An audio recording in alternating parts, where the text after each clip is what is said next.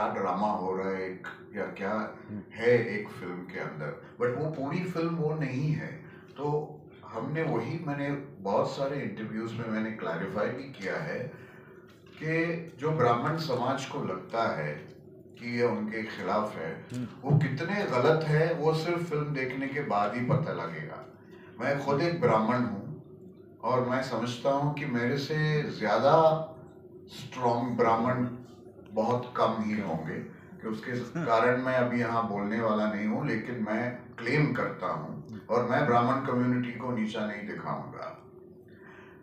ब्राह्मणों ने ज्योतिबा फुले का पहला जो पाठशाला था, स्कूल था, वो ब्राह्मणों ने जगह दी उनको बनाने के लिए। ब्राह्मणों के साथ वो ऐसे जुड़े थे, सत्यशोधक समाज बनने तक जुड़े थे और उनके जाने के बाद भी वो सावित्री के साथ जुड़े थे। ब्राह्मण और ज्योतिबा फुले का लव स्टोरी है, हेट स्टोरी नहीं है। तो ये समझना बहुत जरूरी है और वो फिल्म में वो बहुत क्लियरली बोला भी गया है, समझाया भी गया है।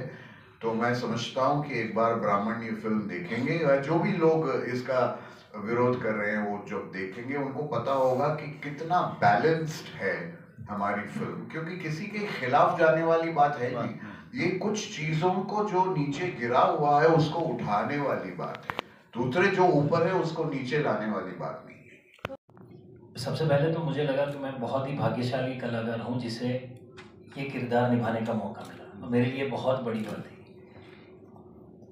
हिंदुस्तान के सबसे पहले महात्मा, जिनके बारे में हमने स्कूल में भी जब पढ़ा था तो सिर्फ एक छोटा पैराग्राफ पढ़ा था, हमें सिर्फ इतना ही पता था।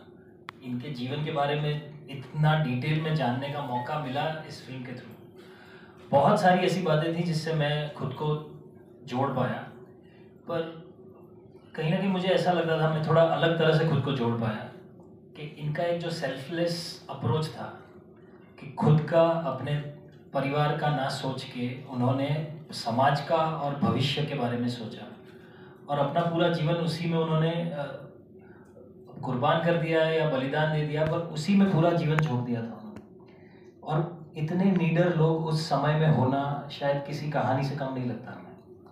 मतलब मुझे तो कई बार इस चीज़ का आश्चर्य होता है कि किसी ने इन्हें भगवान का कोई रूप क्यों नहीं मान लिया होगा तब, बिकॉज हम तो ऐसा देश है जो ऐसे कोई भी काम करने वालों को सीधा परमात्मा से जोड़ देते हैं कि ये तो अवतारी पुरुष है, तो ये किसी अवतारी पुरुष से कम नहीं थे।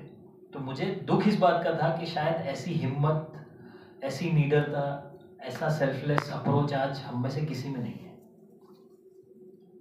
और मुझे उस बात की बहुत शर्म आज भी लगती है कि यार हम तो किसी भी एक चीज़ को लेके अगर उससे मेल नहीं खाती है हमारी सोच से, तो हम सवाल पूछने की भी हिम्मत नहीं रखते आज। हम सबको डर लगता है कि सवाल पूछ लिया तो पता नहीं क्या हो जाएगा।